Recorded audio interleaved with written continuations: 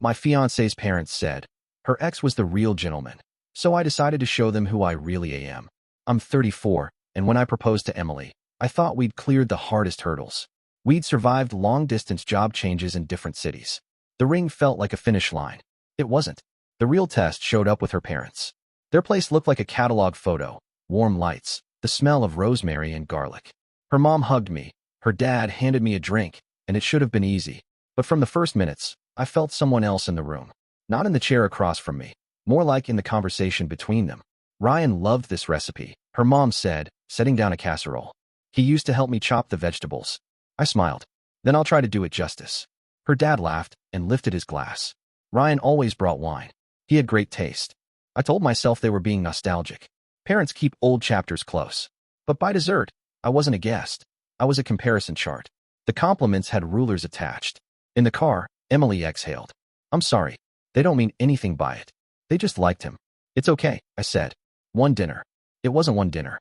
The next visit came with a new line every time. Ryan used to surprise us with flowers. Ryan always helped with the dishes and never let Emily drive at night. Each sentence felt small on its own, but they stacked up. It wasn't just memory. It was a standard. I kept my tone even and my answers short. I didn't want to make this a fight, and I didn't want to put Emily in a tug of war. Still, I could feel it, like I'd stepped onto a stage I hadn't agreed to. They weren't meeting me. They were measuring me against a ghost. When we started planning the engagement party, her parents offered to host. It sounded generous. Emily smiled, and for a moment, I let myself relax. A family backyard. We sat at their dining table to go over details. Her mom had a folder. Her dad had a pen. Emily tapped dates into her phone. It felt organized, almost fun. Here's the preliminary guest list, her mom said, sliding a sheet toward us. I scanned the names.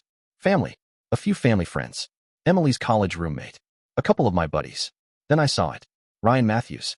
I looked up, sure I'd misread. This must be a mistake. Her mom tilted her head.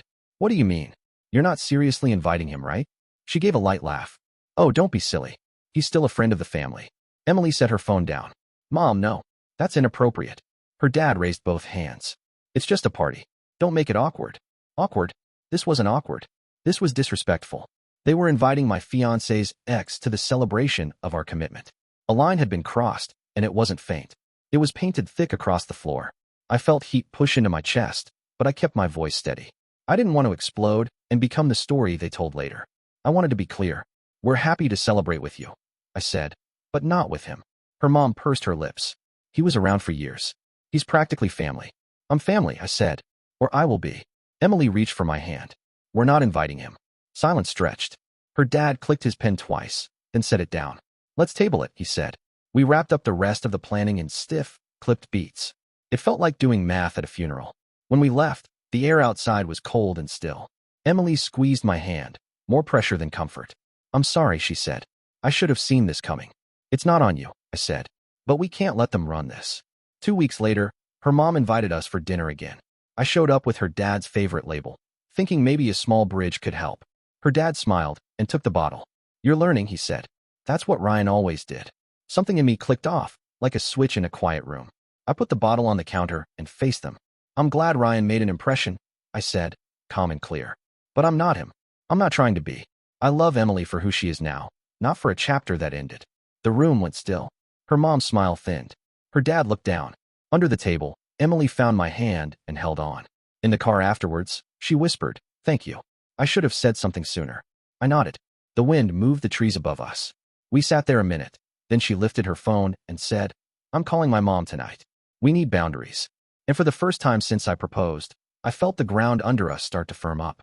That night, Emily called her mom. She didn't yell. She didn't argue. Her voice was calm, steady. If you can't see the man I love for who he is, maybe we need some space. I sat beside her, quiet, watching her draw a line I hadn't asked for, but deeply respected. When she hung up, she leaned against me and sighed. They didn't mean harm, she said softly. But they don't realize what they're doing. I know, I said, but it still hurts. The next few weeks were quieter.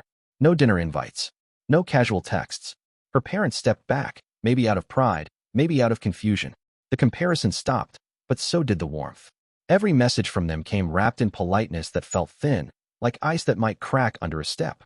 And though Emily and I kept moving, finalizing vendors, picking our song, setting a date, I could feel something sitting between us. Not her fault. Just the weight of what happens when love meets loyalty and they don't shake hands. Then, one afternoon, Emily came home earlier than usual. I could tell from her face something was wrong. What happened? I asked. She set her bag down and rubbed her temples. You're not going to believe this. Ryan reached out to my dad. I blinked. After everything? She nodded. Apparently, he called to catch up. Said he regrets how things ended. Dad said he sounded sincere. Sincere.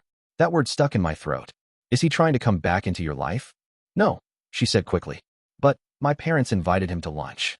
The air went still. Not the kind of silence that invites thought. More like one that demands control. So they're doing this again, I said. I told them I'm not going, she replied. They'll have to figure it out on their own. I'm not playing this game anymore. I nodded, but inside, something shifted. This wasn't just about nostalgia. Her parents weren't stuck in the past. They were trying to rewrite it. Maybe Ryan's charm still echoed.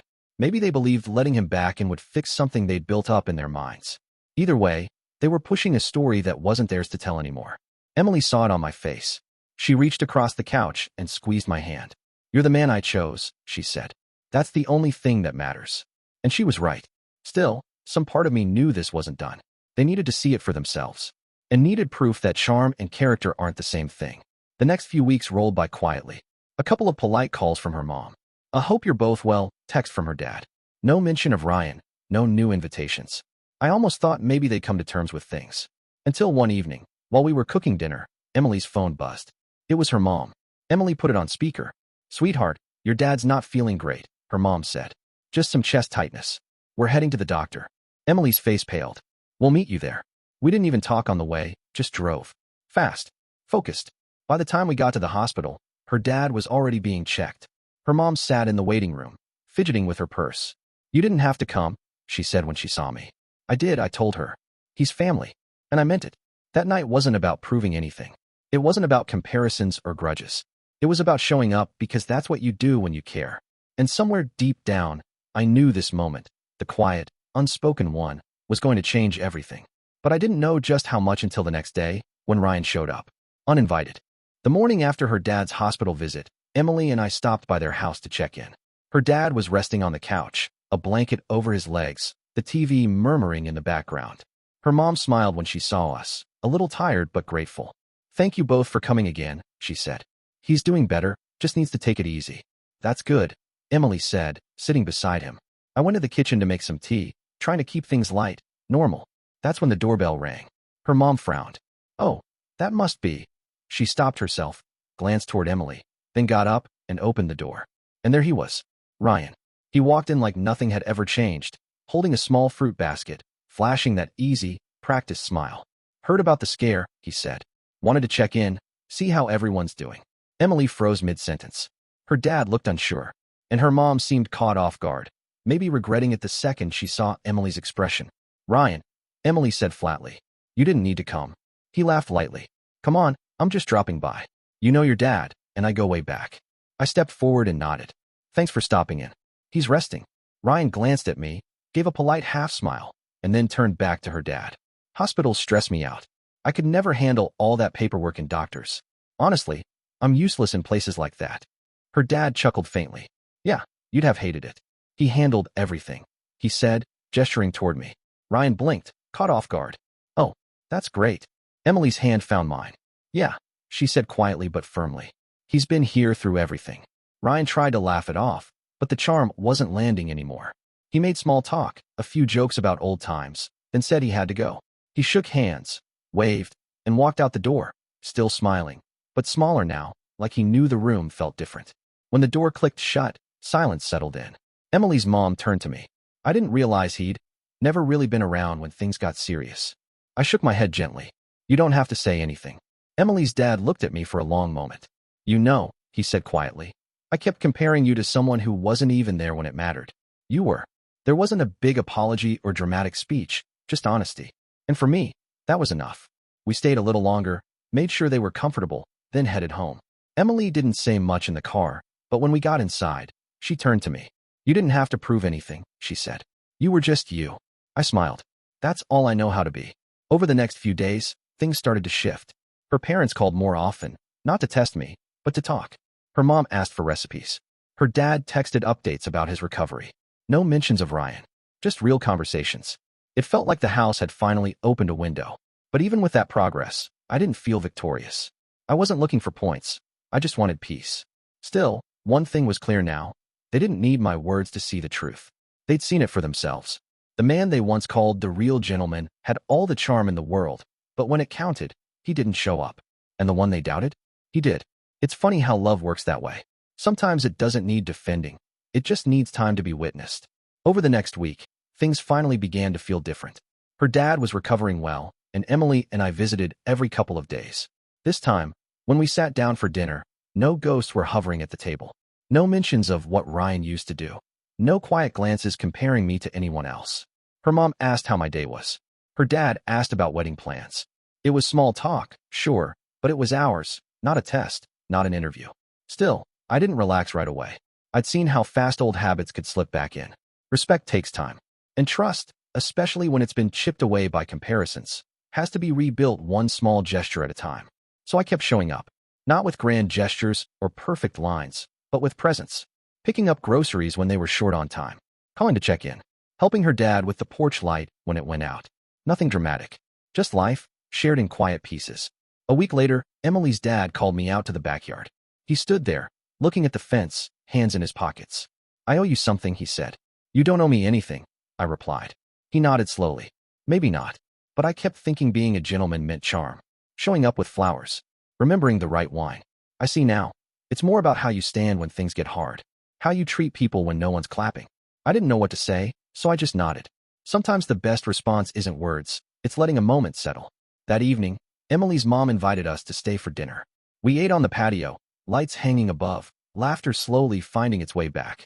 It wasn't perfect. There was still a layer of carefulness, like we were all testing new ground, but it felt honest. When we finished eating, Emily helped her mom in the kitchen, and her dad leaned back in his chair. "You handled that hospital thing like a son," he said. "I just did what needed to be done," I told him. "That's exactly it," he said. "That's what counts." It wasn't a speech, but it meant more than one. Later that week, Emily's mom mentioned Ryan had texted again. "He wanted to apologize," she said quietly.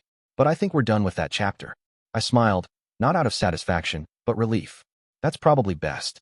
And she nodded. "I see things clearer now. He was charming, sure, but he didn't show up. Not when it mattered."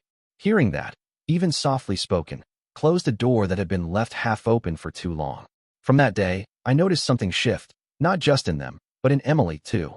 She seemed lighter, more at ease. She didn't have to defend me anymore. We could just be. It wasn't about proving who was better. It was about showing, through time and consistency, who truly belonged. I never wanted to replace Ryan in their minds. I just wanted them to see me without the filter of someone else's history. And for the first time, I think they did. Still, I knew words and gestures fade. What stays is how you show up, again and again. So I kept doing that, showing up. For Emily. For her parents. For us. And in that simple act, something steady began to grow. Not approval, not applause, but mutual respect. The kind that doesn't need to be said to be known. It wasn't a grand turnaround or some sudden flood of affection. It was gradual, almost quiet. But it was real. The tone changed. The little comparisons disappeared. I could walk into their home and feel like myself, not some replacement they were still evaluating. Her dad would greet me with a handshake and a genuine smile. Her mom would ask if I wanted coffee before dinner. Small gestures, but ones that carried a new kind of respect. There were still moments of hesitation. An awkward pause here, a glance there, like they were still figuring out how to rebuild the bridge they'd almost burned. And I didn't rush it.